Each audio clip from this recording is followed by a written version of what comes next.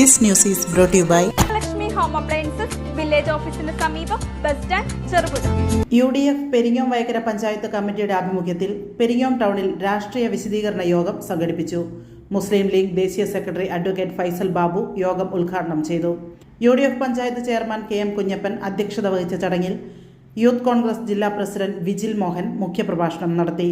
മുസ്ലിം Youth League ജില്ലാ general secretary Shajeer Iqbal, M Ummer, TP Musthafa, P Musthafa, PS Usman, Ibrahim Poomangalam, MK Rajan master, M Sreedharan, Muslim Youth League ജില്ലാ സെക്രട്ടറിമാരായ Jamsheer Alakkad, NA Siddique, Ravi Ponnamvayal, Murshid Koipra, Ahmed Pothankandam, Kottila Muhammad Kunhi, Anwar Shakir, Zakir തായിറ്റേരി, Shamas Dawood എന്നിവർ പ്രസംഗിച്ചു. ഭാഗമാവുക എന്നുള്ളത് ഒരു രക്തബന്ധത്തിന്റെ പ്രശ്നമാണ്. അതുകൊണ്ടാണ് വിശുദ്ധ റമദാനിൽ ഈ മഗ്രിബിന്റെ ഈ സമയം എന്ന് പറഞ്ഞാൽ അണ്ണാക്കിലെ അവസാനത്തെ ഉമിനീരും കുടിനീരും വറ്റുന്ന നേരമാണ്.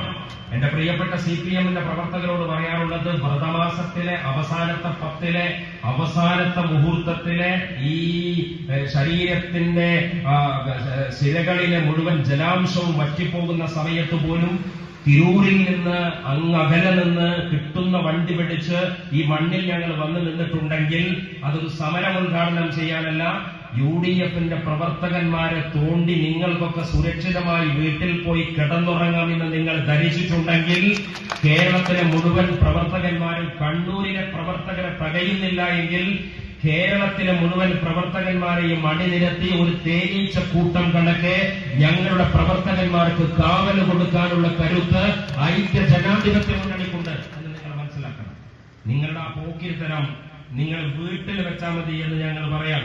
നിങ്ങൾ തല്ലാനും തോൽപ്പിക്കാനും തുടങ്ങിയിട്ട് എത്ര കാലമായി?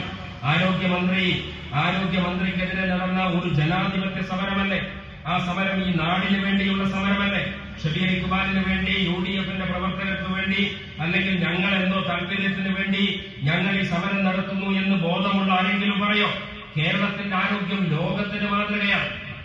പക്ഷേ കഴിഞ്ഞ 10 കൊല്ലം പിണറായി വിജയൻ എന്ന് പറയുന്ന കേരളത്തിന്റെ മുഖ്യമന്ത്രിയല്ല, കേരളത്തിന്റെ നാട്ടുരാജാവ് ചക്രവർത്തി തിരുമനസ് 10 കൊല്ലം ഭരിച്ചപ്പോ ഈ നാടിന്റെ ആരോഗ്യം എന്താണ് എന്ന് തിരുവനന്തപുരത്തെ മെഡിക്കൽ കോളേജിൽ നിന്ന് വിളിച്ചു പറഞ്ഞത് ഡോക്ടർ ഹാരിസ് ചിറക്കല അത് പറഞ്ഞപ്പോ ഞാൻ കരുതിയത് അദ്ദേഹം ഒരു UDF-ന്റെ അനുഭാവിയാണ് എന്നാണ്. UDF-ന്റെ അനുഭാവിയായ ഒരുത്തനാണ്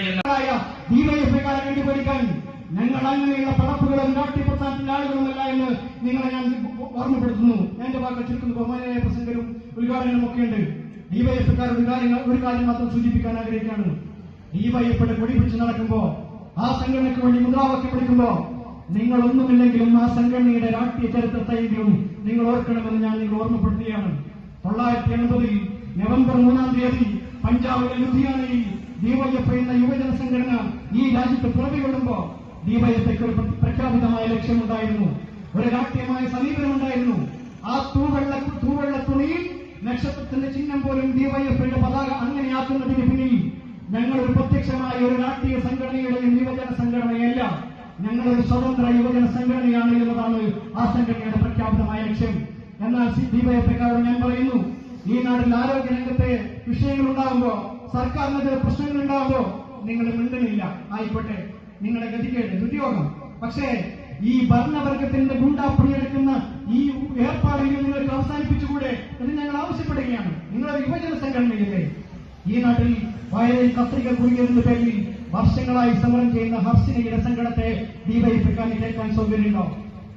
5 വർഷത്തിലധികം വയലിൽ കത്രികയും പേര് നടന്ന് വേദന സഹിച്ച ഉഷാ ജോസഫിന്റെ വേദനയെ കേൾക്കാൻ നിങ്ങൾക്ക് സൗകര്യമുണ്ടോ? സ്വാതന്ത്ര്യവും ജനാധിപത്യവും സോഷ്യലിസവും അവർ പറഞ്ഞു.